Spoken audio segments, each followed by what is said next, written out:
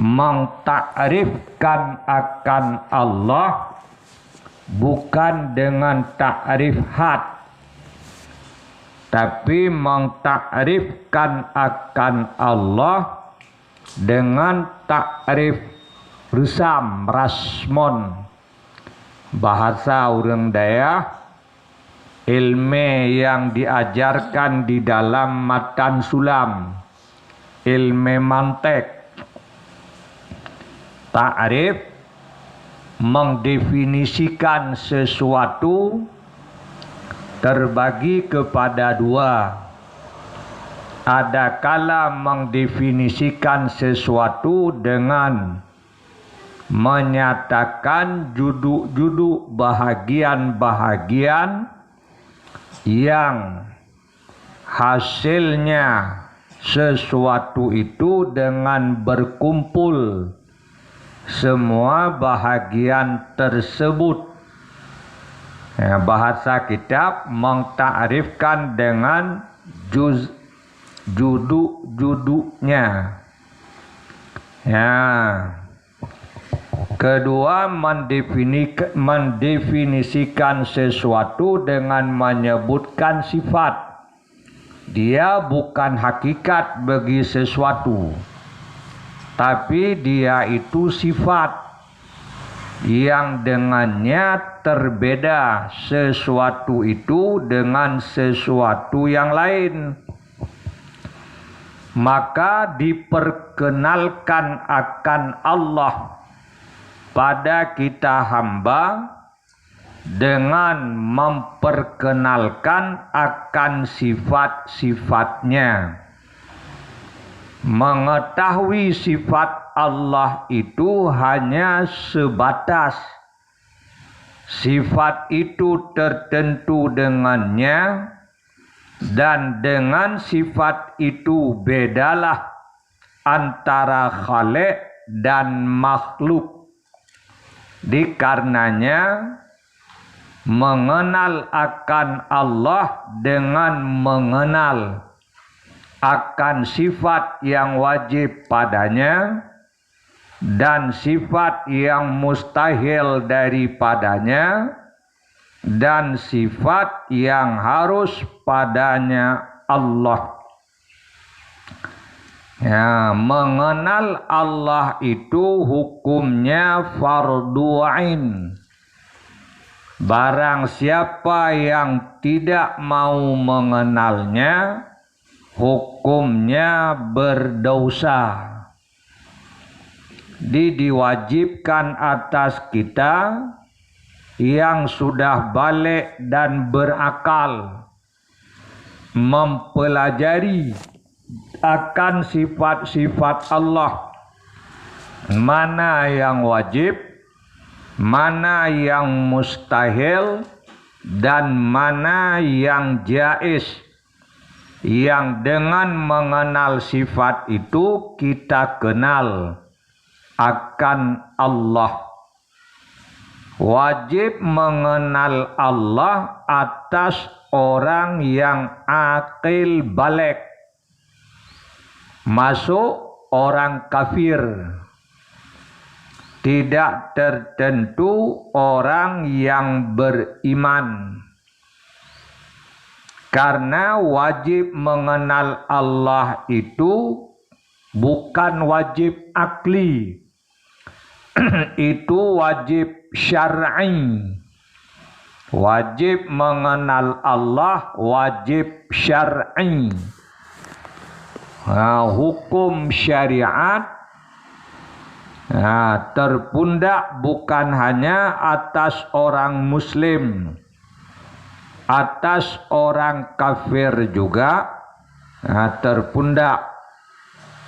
Wajib furu' syariat kan hanya atas orang yang beriman.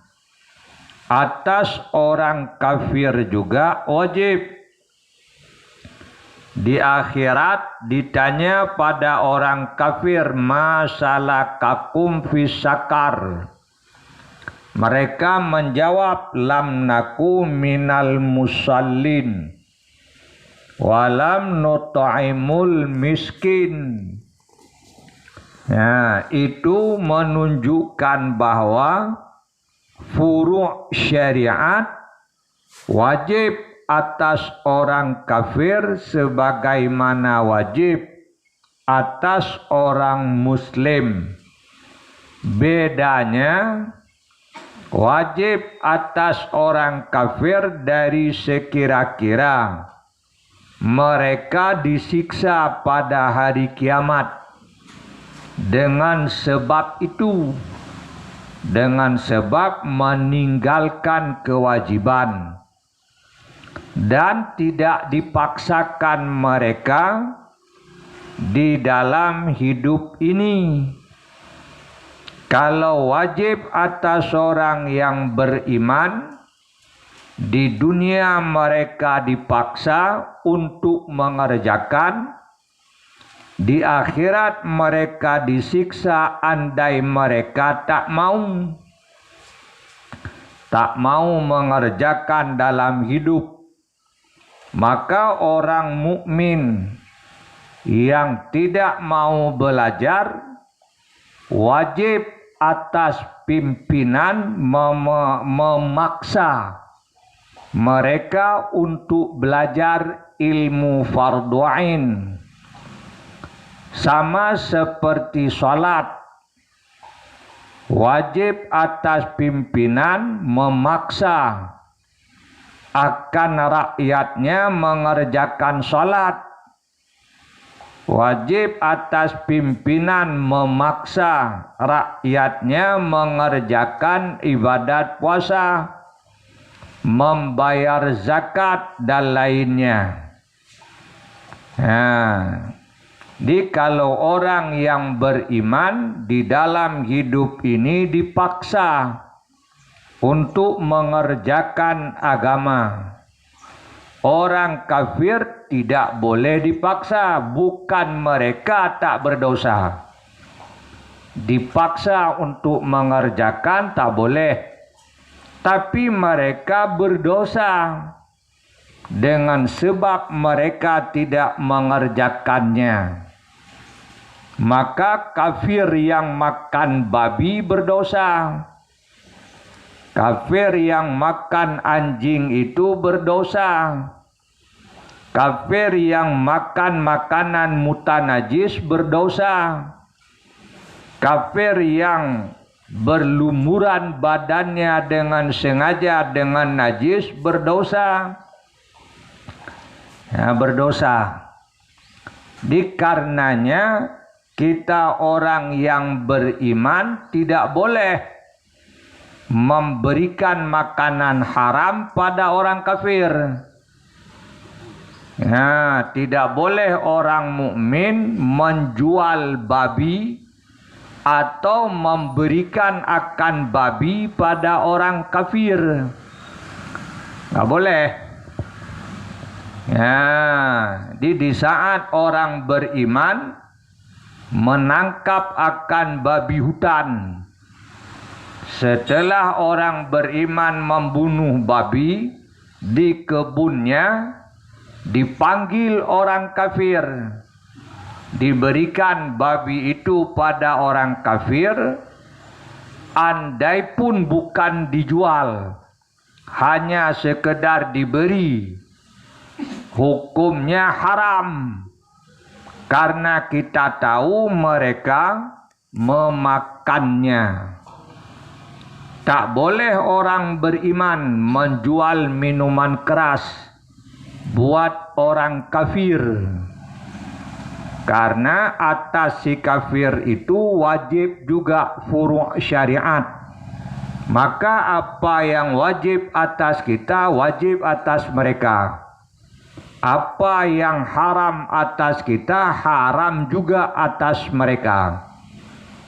Tetapi dari sekira-kira siksa hari kiamat, bukan dari sekira-kira boleh dipaksa hari ini. Hari ini dalam hidup dunia mereka tak boleh dipaksa. La ikraha fid din. Tak ada paksaan pada agama. Itu untuk mereka, bukan untuk kita. bukan untuk kita orang beriman. Kita orang beriman dipaksa untuk mengerjakan. Karenanya oleh Nabi mengatakan dikala umur anak kita 7 tahun, artinya sudah memayat, suruh mereka mengerjakan sholat. Dikala umurnya 10 tahun mereka tak mau, pukul olehmu akannya. Nah, itu tanda dipaksa kan? Disuruh pukul walau bukan untuk menghukum, tapi dipukul sebagai tarbiyah, didikan. Nah, pukulan didikan tidak boleh melukai, tidak boleh pada anggota zahir, tidak boleh membinasakan. Perempuan sebagai istri, andainya nusyud, kan demikian juga. Kalau perempuan sebagai istri durhaka pada suami, Quran disebutkan fa'iduhunna, berikan pelajaran, nasihat, dinasehati, dilarang.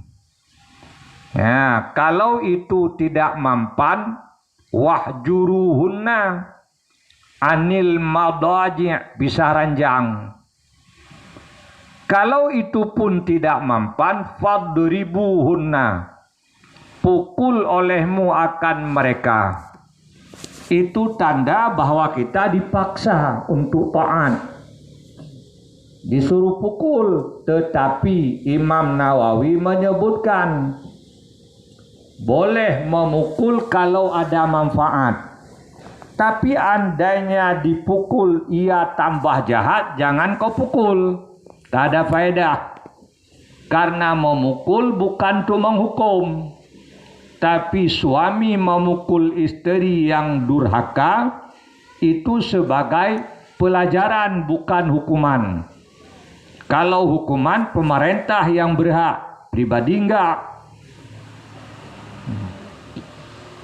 Maka tak boleh seorang suami memukul istrinya sampai melukai, sampai membinasakan, dan tak boleh pada anggota zahir seperti muka, di pipinya dipukul, enggak boleh, haram, andai pun dia bersalah. Karena boleh suami memukul, memukul itu tarbiyah, bukan hukuman. Kalau tarbiyah jangan melukai, jangan membinasakan, jangan pada anggota zahir. Boleh dipukul andai. Dengan kau pukul dia kembali taat. Tapi bila kita pukul tambah jahat, itu jangan dipukul, gak ada faedahnya. Nah, demikian yang disebutkan oleh Imam An-Nawawi. Udah. Kemudian mengenal Allah itu wajib yakin, i'tiqad yang jazim, keyakinan yang sesuai dengan kebenaran, keyakinan yang putus kalau bahasa kitab Jawa, keyakinan yang putus atau ilmu yang putus. Makna putus, tak ada sedikit pun keraguan-raguan, yakin seyakin-yakinnya. Tidak boleh pada iman dan tidak boleh pada iman syak, tidak boleh pada iman itu waham. Waham, ragu, dan itu dugaan kuat. Pada iman tidak sah iman. Dalam bab iman wajib yakin, seyakin-yakinnya, dan keyakinannya itu muafakat, sesuai dengan yang sebenarnya, sesuai dengan kebenaran, muafakat bagi yang hak. Ya, yang wajib atas kita, keyakinan yang kuat yang sesuai dengan kebenaran yang bersumber daripada dalil. Maka mengenal Allah wajib mengenal segala sifat-sifatnya serta mengenal sekalian dalil-dalilnya. Mengenal sifat satu demi satu dan mengenal maknanya, maksud, bukan lafaz, bukan menghafal wujud, kidam, baka, bukan itu, tapi memahami maksud daripada lafaz wujud, daripada sifat kidam, baka. Itu yang dimaksud, bukan menghafal lafadznya, tapi memahami akan makna daripada sifat-sifat itu satu demi satu, serta mengenal dalil-dalilnya yang rinci juga satu demi satu. Tapi dalil yang wajib diketahui yang hukumnya fardhu ain adalah dalil ijmali, dalil sekurang-kurang dalil, bukan dalil yang tafsili sehingga sanggup menolak syubhat yang didatangkan oleh orang. Enggak, cukup mengenal dalil sekurang-kurang dalil. Ini batas yang hukumnya fardhu ain. Batas yang hukumnya fardhu ain, yang apabila orang tidak mengetahuinya, orang itu dihukum fasik. Kalau dia fasik, andainya dipilih dia sebagai saksi, tidak sah kesaksiannya. Andainya dia bertindak sebagai wali, tidak sah wilayahnya, tidak sah dia sebagai wali. Ya, karena hukum mempelajarinya itu fardhu ain. Ya, mengetahui semua sifat Allah yang wajib, mustahil dan yang jaiz, serta dalil sekurang-kurang dalil. Demikian juga mengetahui sekalian sifat-sifat Rasul, wajib, mustahil dan jaiz, serta mengenal akan dalil sekurang-kurang dalil. Ya, mengenal akan Allah dan mengenal akan Rasul itu pegangannya adalah Quran, pegangannya adalah hadis. Maka dikenal Allah itu lewat Al-Quran, dikenal Allah itu lewat hadis.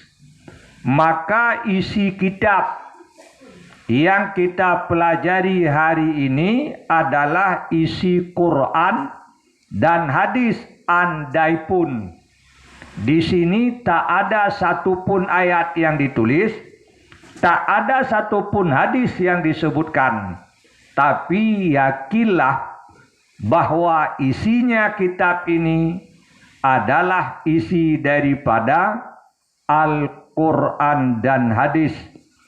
Setelah oleh ulama mempelajarinya, mereka menyimpulkan seluruh yang mereka paham itu di dalam kitab-kitab mereka, di antaranya kitab ini. Maka diketahuinya bahwasanya segala alam ini tanda yang menunjukkan keadaan Tuhan yang menjadikan dia itu amat kuasa, lagi amat mengetahui, lagi yang mendirikan 7 petala langit dan bumi. Artinya alam ini semuanya menjadi dalil. Allah itu madlul. Alam dalil, Allah madlul. Maka andainya kita melihat alam sebagai dalil, hati tiap saat melihat Allah sebagai madlulnya. Dalil dengan madlul tak bisa lepas, tidak akan infiqah, tak bisa lepas. Kalau hati dengan dalil, pasti hati dengan madlul. Kalau melihat alam dari sekira-kira alam itu dalil, hati selalu sampai kepada Allah sebagai madlul. Itulah yang disuruh Quran.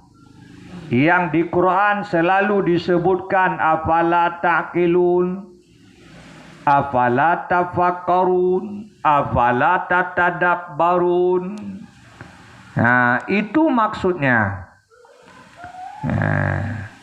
Perintah Allah di Quran, unduru, perhatikan olehmu. Itu yang disuruh memperhatikannya dari sekira-kira, dari sisi. Setelah memperhatikan alam, sampai hati kepada Allah.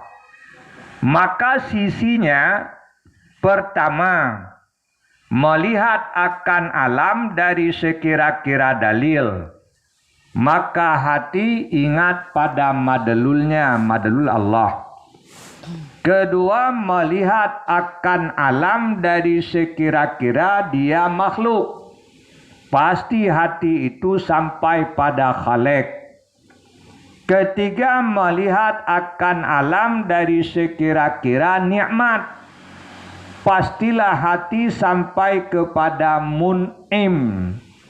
Mun'imnya itu Allah.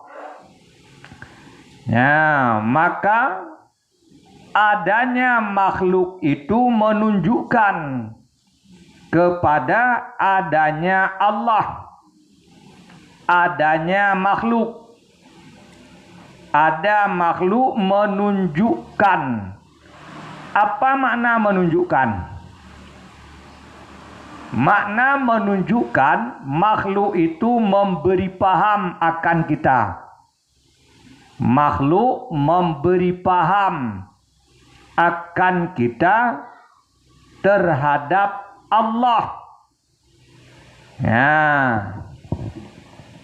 Di makna menunjukkan memberi paham.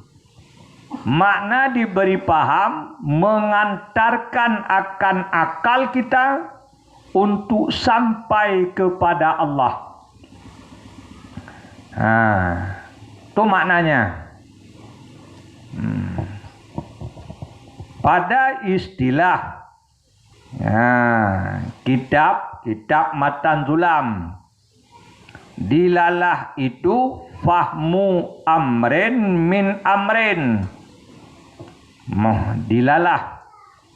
Dilalah fahmu amrin min amrin, memahami sesuatu daripada sesuatu yang lain. Itu dilalah. Alam sebagai dalil. Maka alam ini memberi paham. Memberi paham ia akan kita, akan Allah. Atau maknanya, dalil itu sesuatu. Yang sesuatu itu memberi paham pada akalnya kita akan Allah. Alam ini sesuatu yang dengannya akal kita mendapatkan akan Allah. adanya alam menunjukkan kepada ada Allah.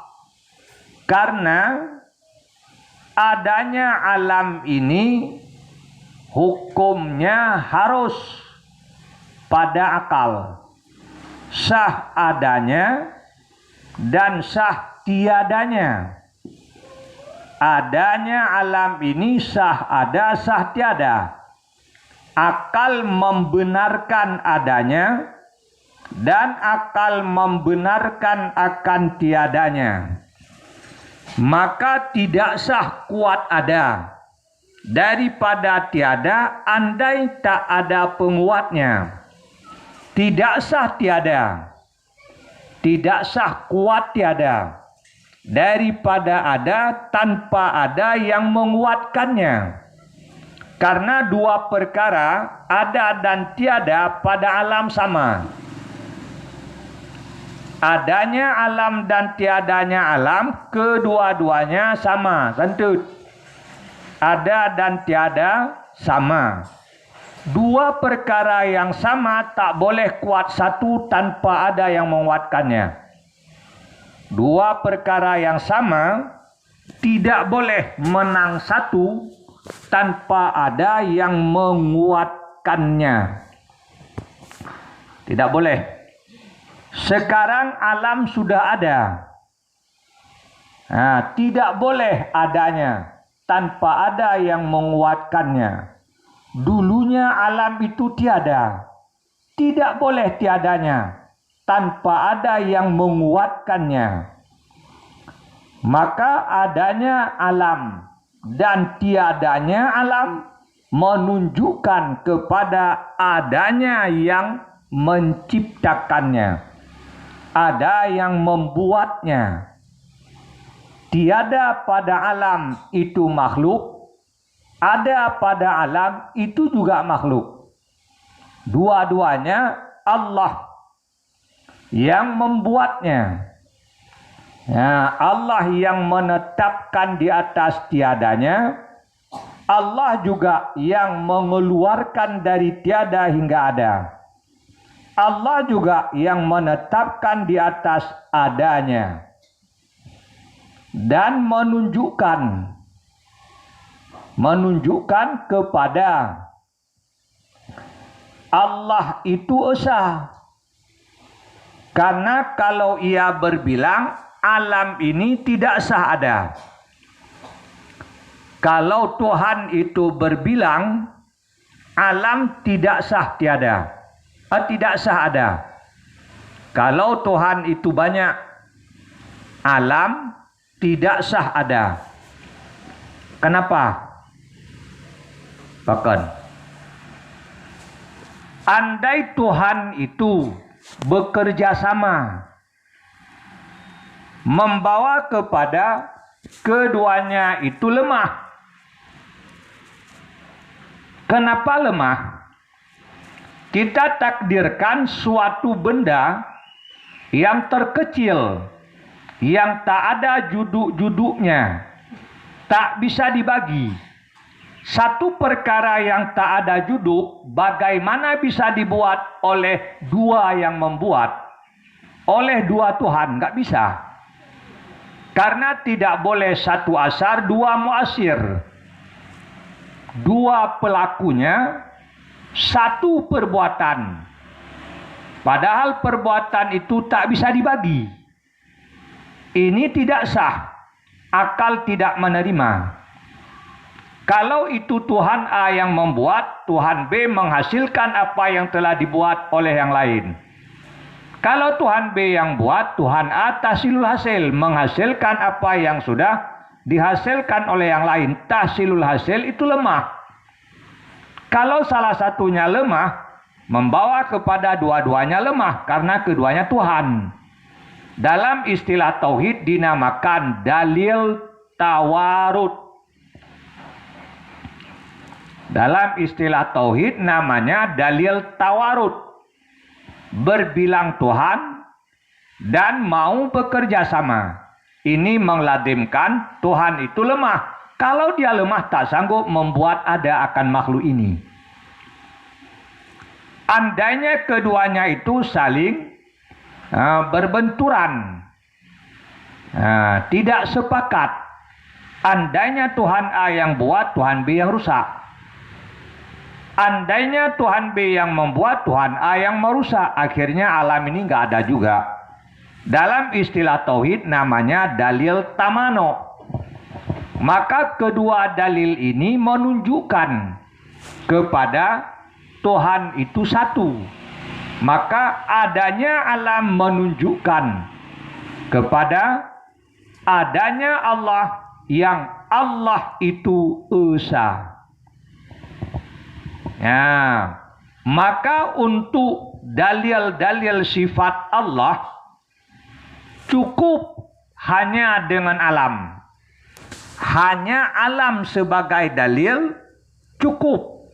Andainya kita paham, andainya kita mengerti sisinya masing-masing. Kembali kepada adanya makhluk menunjukkan kepada adanya Allah.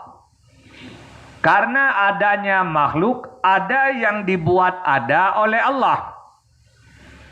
Ada yang dibuat ada oleh Allah. Ditanya oleh orang yang bertanya, adakah Allah itu berhajat kepada makhluk sehingga Allah membuat akan makhluk itu ada? Jawab, tidak. Tuhan itu maha kaya.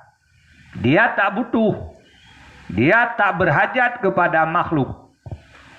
Kalau Allah tak berhajat kepada makhluk, maka dibuat ada akan kita, itu adalah nikmat daripadanya. Dibuat ada akan kita, itu nikmat daripadanya. Maka selama kita ada, di saat kita melihat akan adanya kita, maka hendaklah kita ingat akan Allah yang memberikan akan nikmat kepada kita, yaitu membuat kita ada.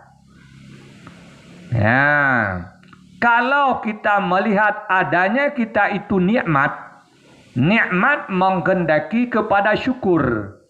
Maka adanya kita selama kita ada, wajib kita mempergunakan adanya kita ini pada taat Allah. Demikian juga yang lainnya. Udah. Dan adanya alam menunjukkan bahwa Allah itu maha kuasa. Andai dia tak kuasa, tak sanggup membuat.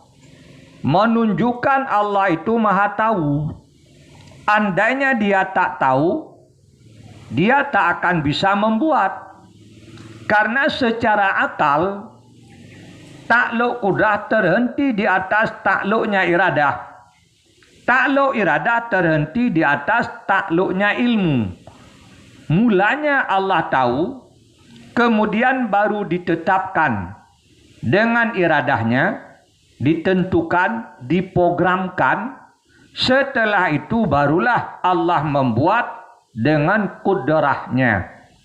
Maka takluk kudrah terhenti di atas takluk iradah.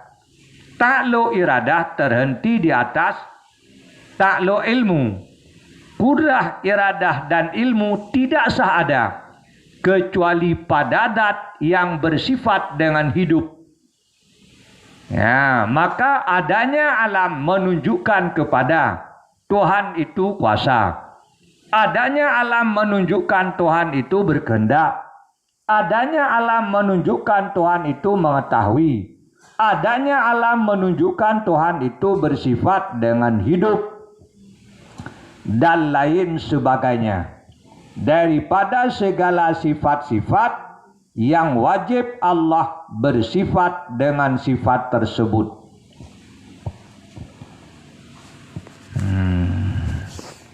Dan lagi ialah Tuhan yang wajib wujud lagi kadim. Wajib wujud. Wujud yang wajib, wujud yang tidak diawali, yang tak ada permulaan. Wujud wajib wujud yang tak ada kesudahan.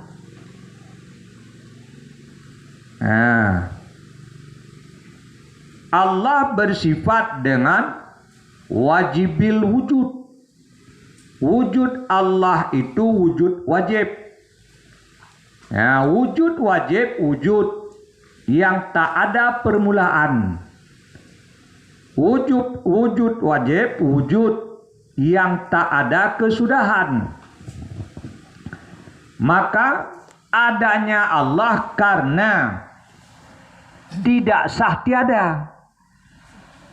Beda dengan ada makhluk karena sudah hilangnya tiada. Adanya kita karena sudah hilang tiada.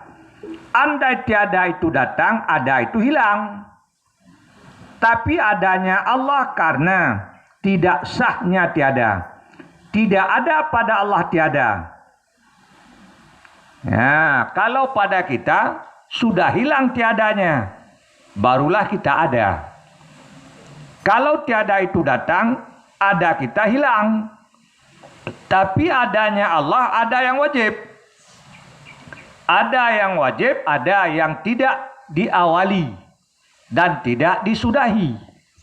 Maka wajib wujud mengladimkan Allah itu bersifat dengan kidam. Wajib wujud mengladimkan Allah itu bersifat dengan baka. Makna kidam, tak ada permulaan.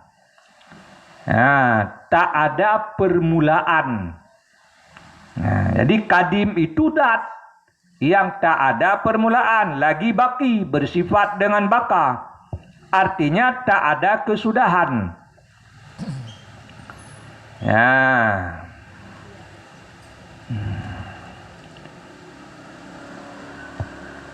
Ialah yang mentadbirkan segala yang mewujud ini. Ialah Allah yang mentadbirkan. Apa mentadbir? Mengatur. Allah yang mengatur segala yang mewujud ini. Di antara yang mewujud manusia. Kita ini bukan kita yang mengatur. Tapi kita diatur oleh Allah. Diatur oleh Allah. Bukan kita yang mengatur akan diri kita, tapi kita diatur oleh Allah. Maka dituntut kita melihat bahwa kita diatur. Jangan kita melihat bahwa kita mengatur. Kalau kita melihat bahwa kita itu yang mengatur, maka kita salah. Kita wajib melihat bahwa kita diatur. Bukan kita yang mengatur. Karena hati kita bukan kita yang menguasai. Akal kita bukan kita yang menguasai. Tubuh kita bukan kita yang menguasai. Kita tidak sanggup mengurus akan diri kita sendiri.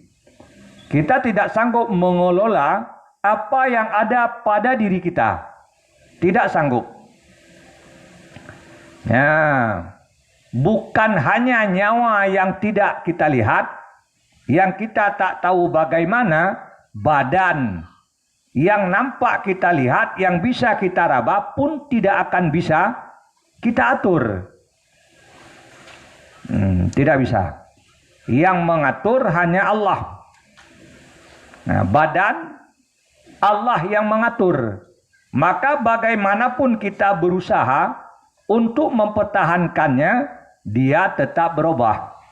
Dikala Allah merubah, dia tetap berubah. Tak ada yang sanggup mempertahankannya. Sebagaimana nyawa yang kita yakin bahwa kita bernyawa, kita tak tahu bagaimana nyawa kita, kita pun tak tahu bagaimana kita menjaganya.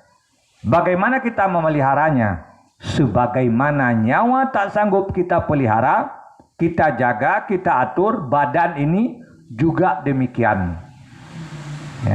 Cuma Cuma dikala mata kita melihat seolah-olah badan kita bisa kita urus, maka kita menduga bahwa diri kita yang mengurus. Sebenarnya enggak. Yang kita lihat bukan hakiki, tapi yang kita lihat itu palsu. Seolah-olah kita yang sedang mengurusnya. Sebenarnya enggak, Allah yang sedang mengurusnya. Tapi karena kita melihat pada diri kita ada pekerjaan, maka kita menduga kitalah yang mengurus. Sebenarnya pekerjaan kita bukan kita yang membuat, tapi pekerjaan kita Allah yang membuat. Wallahu khalaqakum wama ta'malun. Allah yang menciptakanmu, Allah juga yang menciptakan perbuatanmu. Maka perbuatanmu bukan perbuatanmu. Karena kita melihat perbuatan kita itu perbuatan kita, maka kita duga bahwa kitalah yang mengatur akan diri kita. Sebenarnya enggak. Lagi amat nyata daripada tiap-tiap sesuatu. Allah lebih nyata daripada makhluk. Karena makhluk ini tidak ada. Dia ada karena dibuat oleh Allah yang ada. Maka siapa lebih nyata? Siapa yang lebih jelas? Yang lebih jelas yang tidak menerima tiada. Kalau kita menerima tiada, maka kita tidak jelas. Yang sebenarnya Allah lebih jelas ketimbang kita. Tapi karena kita buta, maka kita melihat bahwa kita lebih jelas ketimbang Allah. Maka tiap hari kita melihat diri kita, tapi kita tidak melihat akan Allah. Tiap hari yang kita rasa diri kita, tapi kita tidak merasa bahwa kita diatur oleh Allah, dipelihara oleh Allah, dijaga oleh Allah. Jadi tidak kita rasa. Sebenarnya Allah lebih zahir ketimbang kita. Karena kita tidak zahir, kita nampak karena dinampakkan. Andai tak dibuat nampak, kita nggak nampak. Kita ada karena dibuat ada. Allah maha ada. Dia ada. Maka dia yang lebih jelas, kita tidak jelas. Tapi kenapa di dalam hidup kita lebih jelas melihat alam ketimbang melihat Allah? Jawab, karena hati. Bukan karena mata. Karena hati. Hatinya masih buta. Nah, karena hati masih buta, maka kita tidak melihat akan Tuhan. Padahal Tuhan lebih jelas ketimbang diri kita sendiri. Tuhan lebih dekat ketimbang diri kita sendiri. Karenanya di Quran disuruh akan kita melihat akan diri kita supaya nampak akan Allah. Ya, wa fi anfusikum afala tubsirun. Pada diri kamu adakah maka tidak kamu melihatnya, memperhatikannya? Andai kau perhatikan akan diri engkau, maka engkau akan melihat akan Allah yang membuat akan diri engkau. Ya. Dan ialah yang menyatakan tiap-tiap sesuatu, karena bahwasanya ia menerangkan 7 petala langit dan bumi. Dan jikalau tiada nurnya yang meliputi bagi tiap sesuatu, maka betapa nyata tiap-tiap sesuatu. Maknanya, sesuatu daripada makhluk, dia tidak nyata. Sesuatu itu nampak karena ada yang menampakkannya. Maka, siapa yang lebih nampak? Yang dinampakkan atau yang membuat nampak? Yang membuat nampak itu yang lebih nyata. Kue dengan pembuat kue lebih nyata pembuatnya. Tanpa ada yang membuat kue itu nggak ada. Tapi kadang-kadang orang melihat kue tak pernah ingat pada yang membuatnya. Itu yang masalah. Nah, karena ledatnya makan kue, yang buat tak ingat.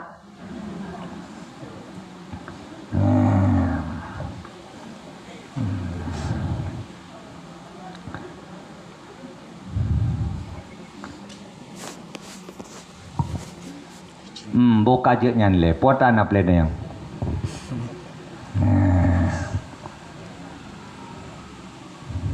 Mungkin ada yang mau ditanyakan, silakan.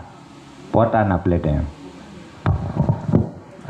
Baik, pada jamaah sekalian, mungkin Untuk lebih mudah dan teratur waktu, kalau seandainya ada kesempatan secara langsung dibolehkan. Kalau untuk lebih mudah boleh via WA, yang pertanyaannya akan saya bacakan, baik ke nomor saya ataupun nomor ketua pelaksana itu yang tulisan merah, nomor 0852 75 01 53 13. Ini ada pertanyaan yang sudah masuk, Abi. Assalamualaikum warahmatullahi wabarakatuh. Terkait dengan masalah menyerahkan harta yang haram, yang contoh bunuh berarti babi, kepada orang kafir, hukumnya haram. Jadi kita dapat informasi ada sebuah daerah yang eksekutif dan legislatif membuat sebuah perwal peraturan daerah terkaitnya, mungkin pernah berita. Pertanyaan yang dimaksud terkait dengan hama babi yang meresahkan. Jadi sempat berita akan dijadikan hasil daripada hama babi itu sebagai PAD dan dibuat untuk fasilitas umum seperti paret dan lain sebagainya. Karena masyarakat tidak mau menyahana pengkupi menanti pegah. Yurok bupati mantan kamu amete menyahana hijau sapu. Ketika ingin dibayar nggak ada PBK, tapi dijadikanlah itu sebagai PAD yang dikirim ke Medan. Nah, yang pertama, Abi.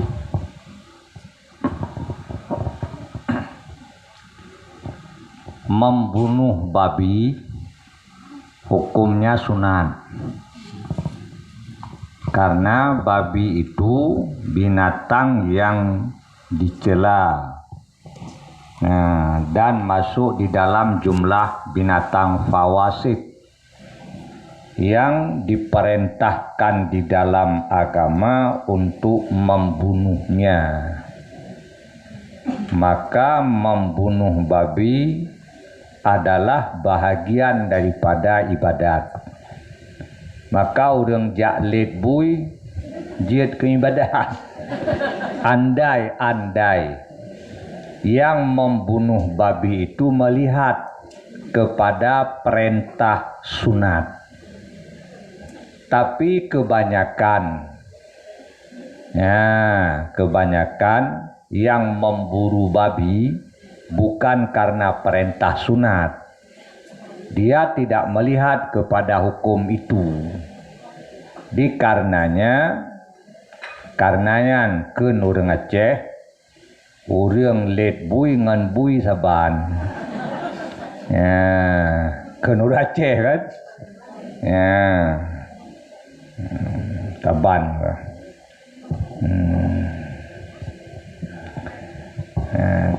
Kemudian yang jadi pertanyaan adalah babi itu dijual kepada orang kafir yang makan babi, kemudian hasilnya dijadikan sebagai kekayaan daerah yang dipakai untuk kemaslahatan rakyatnya. Pertama, menjualnya boleh. Dalam agama menjual babi itu boleh. Tidak, jangankan babi, anjing mu'allam yang dihalalkan pakai, dibolehkan pelihara, tidak boleh andai diperjualbelikan. Anjing mu'allam dipelihara boleh, dipakai untuk berburu juga boleh, tangkapannya pun juga halal. Kalau yang ditangkap binatang halal, ikap lihat saya mu'allam kamati je payu. Anjing mu'allam itu yang dibolehkan kita memeliharanya, dibolehkan kita ambil manfaat untuk berburu atau menjaga kebun, tidak sah andainya diperjualbelikan. Apalagi babi yang diharamkan kita memeliharanya. Tidak sah diperjualbelikan. Tidak sah. Memperjualbelikannya tidak sah. Karena tidak sah akad jual beli. Harga yang diambil pun tidak sah. Harga yang diambil tidak sah. Karena orang yang menyerahkan harga, ia serahkan sebagai harga. Ya, karena menurut anggapannya sah menjual. Padahal akad itu tidak sah. Maka harga tidak sah sebagai harga. Tapi andainya yang membeli itu tahu bahwa akad jual beli tidak sah. Kemudian diserahkan harga itu bukan harga. Maka harga itu pemberiannya. Harga itu pemberiannya. Maka harga sah kita terima. Perbuatan kita menyerahkan babi ke mereka, menjual babi ke mereka haram. Tapi uang sah kita terima andai yang membeli tahu akad jual beli tidak sah. Maka harga yang diserah tidak wajib diserah, tapi ia menyerah, tanda itu bukan harga. Maka itu hanya pemberiannya, bukan harganya. Tapi yang kejadian bukan demikian. Yang membeli itu berkeyakinan sah jual beli, maka dibayar harganya. Maka harga itu tidak sah diterima. Tidak halal diterima, haram. Yang keban. Terima kasih Abi. Mungkin pertemuan kali ini cukup banyak menumpuk langsung pertanyaan karena kabul yang kekubah mungkin. Kaitan mengajaju. Selanjutnya mendengar penjelasan tadi tentang tauhid jadi semakin paham. Abi yang mulia, yang menjadi pertanyaannya, bagaimana untuk lebih mudah ataupun trik kepada kami untuk menjelaskan kepada anak-anak dengan lebih mudah terkait dengan ketuhanan ini. Jadi cara untuk lebih mudah pegahabannya tentang Tuhan. Oleh Imam Al-Ghazali di dalam bab tarbiyah disebutkan mulanya pada anak-anak yang masih kecil diperdengarkan akan kalimat tauhid daripada 2 kalimat syahadah. Mulanya hanya diperdengarkan. Kapan mulai diperdengar? Saat dia baru lahir. Maka disunatkan kita adzan di telinga kanan, iqamah di telinga kirinya. Kemudian saat dia di dalam buayan, orang dulu sering saat menidurkan bayinya membaca kalimat thayyibah yang dibacakannya seperti syair berirama. Itu hanya sebatas diperdengarkan. Itu dituntut. Kemudian di saat anak mumayyit baru dijelaskan. Dijelaskan sedikit demi sedikit. Dijelaskan persoalan iman, jangan rinci. Cukup dijelaskan sebagaimana di dalam kitab Masailal. Iman itu terbagi 2. Iman mujmal dan iman mufassal. Mulanya cukup yang mujmal. Rukunnya 2. Amantu billah wa bima qalallah. Amantu birrasul wa bima qala rasul. Etna nilai bahwa iman itu terbagi 2. iman mujmal dan iman mufassal. Maka kita jelaskan dulu yang mujmal. 2. Amantu billah wa bima qalallah. Amantu bir rasul wa bima qala rasul. Ku beriman dengan Allah dan apa yang difirmankannya. Ku beriman dengan rasul dan apa yang disabdakannya. Sudah itu dihafal, kemudian kita tambah yang mufassal. Rukun iman yang mufassal itu 6. Maka kita sebutkan satu demi satu. Sudah ia menghafalnya, kemudian kita rinci lagi, kita bahas apa makna iman. Ya, kemudian siapa itu Allah? Jangan sekaligus. Kalau sekaligus, jangankan anak-anak yang kajian ke anak memang. Ya. Terima kasih. Maka lagian cara tapurnama. Jadi jangan sekaligus.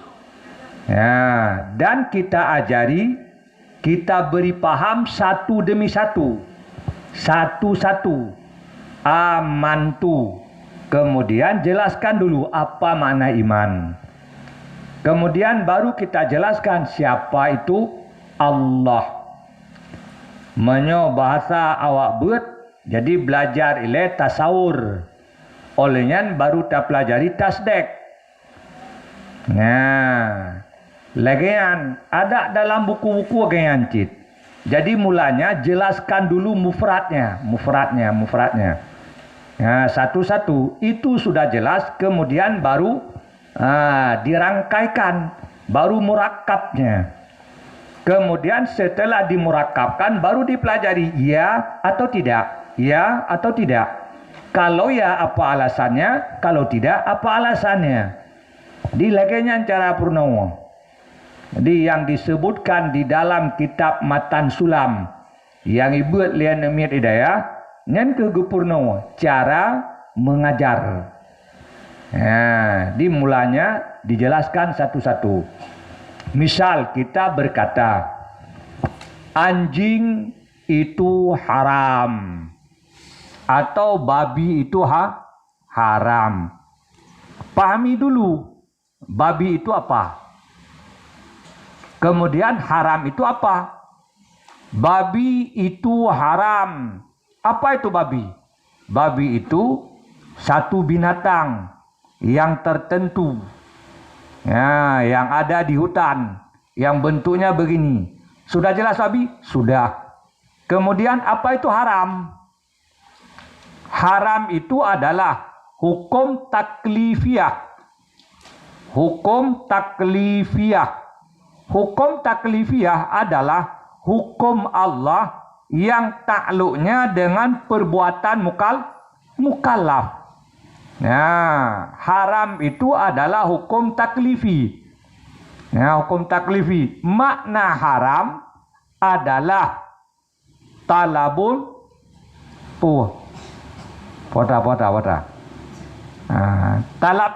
talabut tarki jadimon. Dituntut kita meninggalkannya. Yang hukum yang dituntutnya itu jadim. Artinya wajib kita meninggalkannya. Kemudian baru kita rangkai. Babi itu haram. Babi itu wajib kita tinggalkan. Tinggal apa? Kita meninggalkan apa? Tadi hukum taklifiyah. Hukum taklifiyah terikatnya dengan perbuatan.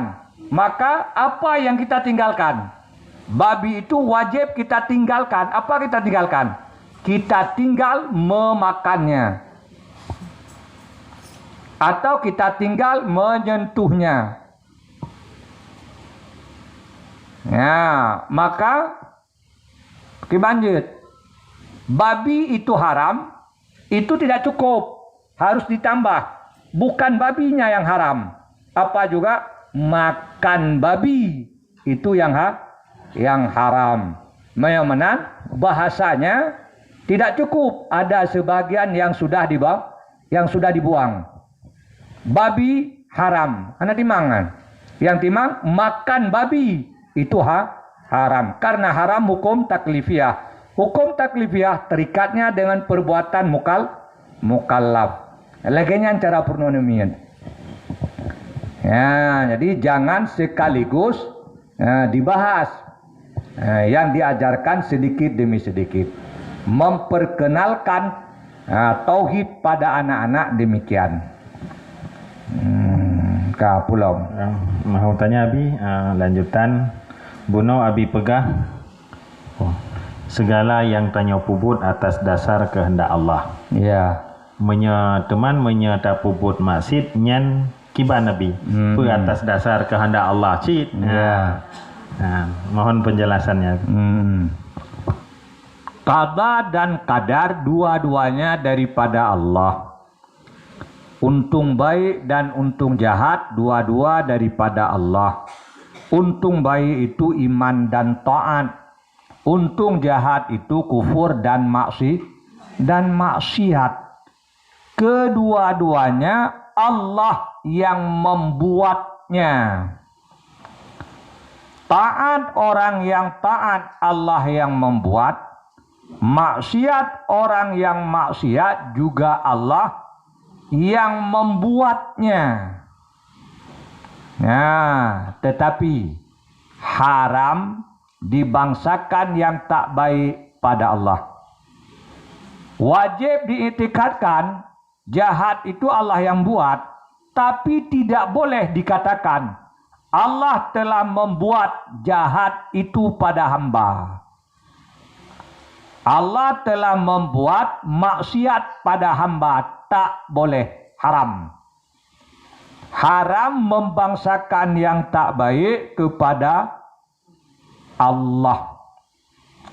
Cerita di dalam surat Kahfi saat Nabi Musa bersama Nabi Khadir di dalam suatu perjalanan, dikala Musa ingin belajar kepada Nabi Khadir. Ya, kan diceritakan di surat Kahfi yang merusak perahu orang, yang melobanginya, yang mengambil papan perahu dari bawah itu Nabi Khadir. Yang membunuh anak-anak juga Nabi Khadir. Yang menegakkan dinding yang hampir roboh juga Nabi Khadir. Tapi oleh Nabi Khadir, dua itu dibangsakan ke dirinya. Aku melobangi, merusak perahu orang miskin agar perahu ini jangan diambil oleh raja yang maksiat. Aku membunuh akan anak ini karena anak ini andai dia besar, dia akan membuat orang tuanya jadi kafir. Maka aku bunuh. Kemudian pada menegakkan dinding yang hampir roboh, Nabi Khadir tidak mengatakan aku yang menegakkan. Tapi dibangsakannya kepada Allah, menghendaki oleh Allah. Dengan ditegakkan dinding ini, selamatlah harta anak yatim yang ada di bawah dinding ini, yang disimpan oleh orang tuanya. Jadi yang baik dibangsakan ke Allah, yang jahat dibangsakan ke dirinya. Itu adab di dalam berbicara. Kalaupun secara etikat wajib diitikadkan baik dan buruk dua-duanya daripada Allah. Ini akidah Ahlussunnah wal Jamaah, beda dengan Mu'tazilah. Mu'tazilah yang baik itu dari Allah, yang jahat daripada makhluk itu sendiri. Itu salah. Itu salah. Ya, makhluk tidak sanggup membuat apa-apa. Makhluk tak punya daya.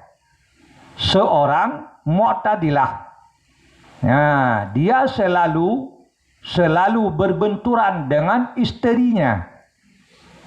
Ya, istrinya Ahlussunnah wal Jamaah. Istri berkeyakinan bahwa makhluk tidak sanggup membuat. Dia tak punya kekuatan. Andai Allah tak membuat, si makhluk tak sanggup membuat. Karena perbuatannya bukan dia yang buat, tapi Allah yang membuatnya.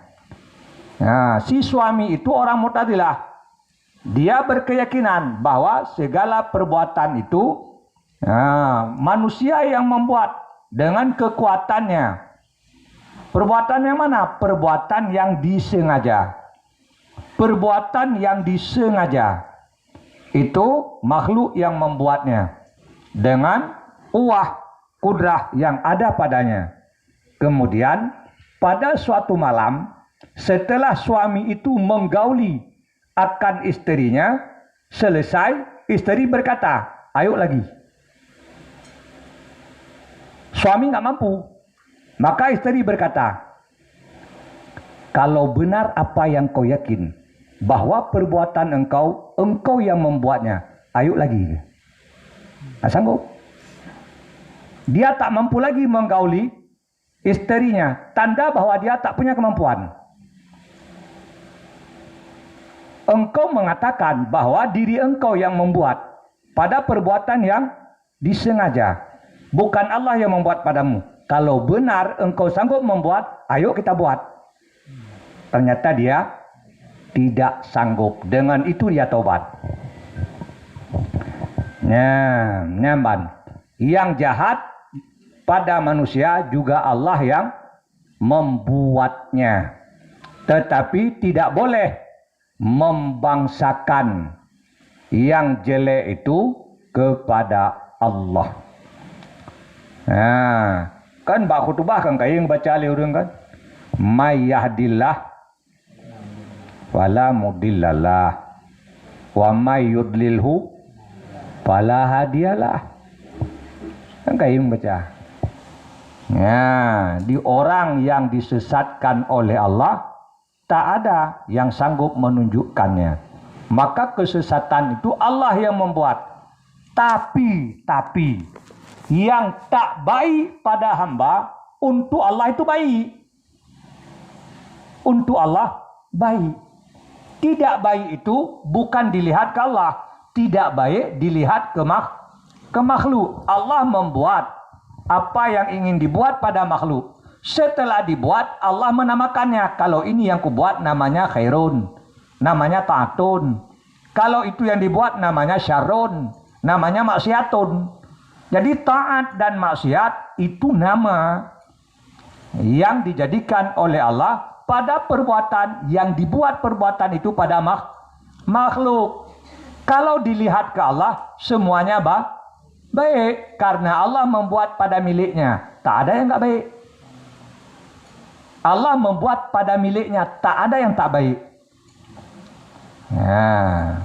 Jadi tidak baik itu kalau dilihat ke makhluknya.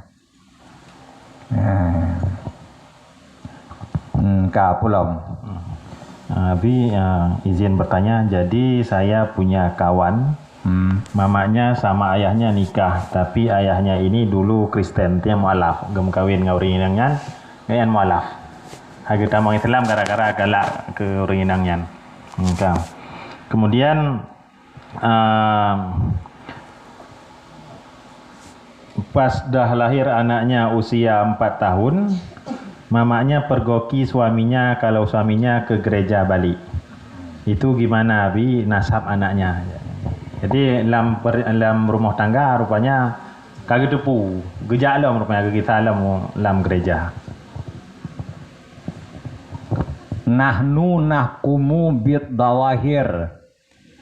Kita menghukum dengan yang zahir, yang nampak kita lihat. Dulu dia telah mengucap 2 kalimat syahadat. Kita dengar, kita tahu bahwa ia sudah mengucap 2 kalimat syahadat. Maka kita hukumkan dia muslim. Di hatinya bagaimana? Nggak tahu. Di hati terserah dia. Yang kita lihat, dia sudah Islam karena sudah mengucap 2 kalimat syahadat. Kemudian kawinlah dia dengan perempuan muslimah. Hukum pernikahannya sah. Kemudian lahir anak. Anaknya itu muslim. Dan anaknya itu dibangsakan kepada bapaknya. Kemudian diketahui bahwa bapaknya itu masih kafir. Diketahui dia ke gereja. Kapan kita tahu dia ke gereja? Pada saat itu kita hukumkan dia murtad. Jangan kita hukum tidak sah syahadatnya dulu. Jangan. Kita hukum lelaki itu murtad. Kapan kita tahu dia itu ke gereja? Maka pada saat itu kita menghukum dia murtad. Murtad. Anaknya terbangsa. Dan anaknya itu dihukum muslim. Nyamban. Jangan kita hukum syahadatnya dulu tidak sah. Karena pada saat dia syahadat kita tak tahu apa yang ada di hatinya. Yang tahu Allah. Pulau. Yang kait tamang tabah tu terkait dengan pahala yang sering kita cari, yaitu pahala jariah yang kagak surah-surah, pahala yang tidak pernah terputus-putus, dalam artian wakaf. Seandainya bangunan ataupun sesuatu yang telah diwakafkan dirobohkan dengan alasan sesuatu hal, renovasi ataupun kabruk dan lain sebagainya. Jadi apakah pewakaf mantang merumpok pahala jariah sedangkan bendanya hanali ya bi? Mohon penjelasan. Dengan kita mewakafkan harta, kita sudah mengeluarkan harta itu daripada milik manusia. Kalau di kitab ditulis dijadikan milik Allah. Maknanya kemenan, maknanya keluar daripada milik insan. Maka dengan kita keluarkan daripada milik insan, dengan kita wakaf barang yang sah wakaf, maka kita sudah mendapatkan nilai wakaf yang dikatakan nilai itu abadi. Terus bertambah. Nilai itu nilai wakafnya. Kemudian di saat wakaf kita dipakai oleh orang, maka kita mendapatkan nilai yang lain. Di saat harta wakaf itu dipakai orang, kita mendapatkan nilai yang lain, bukan nilai wakaf tadi. Nilai yang lain. Karena orang beribadat pada tempat yang kita buat. Orang beribadat dengan barang yang kita beri. Maka kita diberikan pahala sebanyak pahala yang diberikan untuk orang yang melakukan ibadat pada tempat yang kita sediakan untuk mereka beribadat. Maka tiap kali orang beribadat, tiap kali nilainya bertambah. Itu bukan nilai wakaf, nilai yang lain. Maka yang nilai wakaf itu andainya benda binasa, nilainya tetap. Nilai tambahan yang lain, yang kalau sudah binasa dia udah putus. Yang wakafnya kan nggak putus. Sekali dia wakaf tetap itu wakaf. Persoalan dipakai atau tidak dipakai itu urusan lain. Itu urusan lain. Jadi jangan kita pikir kalau wakaf kita tak dipakai kita nggak dapat pahala. Kan bukan kita yang salah. Yang buat salah kan orang nggak pakai, bukan kita. Kenapa kita yang menanggung risiko? Enggak. Kita yang wakaf sudah dapat. Nadirnya yang nggak pakai, dianya yang berdosa. Dia yang bersalah, bukan kita. Nah, belum. Ya, mungkin demikian pertanyaan via WA sudah habis. Mungkin yang secara langsung, ada yang kertas, mungkin HP titun. Yang secara langsung dipersilahkan kalau memang nggak ada paket mungkin ya. Dipersilahkan Bu, langsung. Waalaikumsalam.